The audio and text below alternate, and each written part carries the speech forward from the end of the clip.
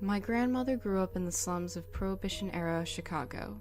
Her family lived in a small house near the harbor, and one of her earliest memories was of a particularly hot summer when, seeking respite from the heat, she and her sister discovered a seldom-used section of boardwalk near an abandoned warehouse. Every night for several weeks, the two girls would make their way down to the docks and sit together on the edge of the pier as the sun went down. My grandmother vividly, and for a time fondly, recalled the feeling of seaweed between her toes as she and her sister dangled their feet into the murky water.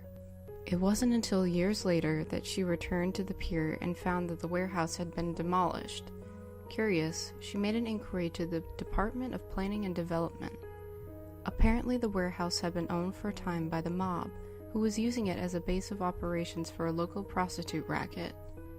It had only been uncovered when an associate began disposing of rival hookers by fitting them with concrete shoes and dumping them into the harbor. Investigating officers have recovered nearly 24 bodies from the water of a secluded pier nearby. How had the bodies been discovered? A passing fisherman spotted some of the victims' hair floating near the surface of the water, like seaweed.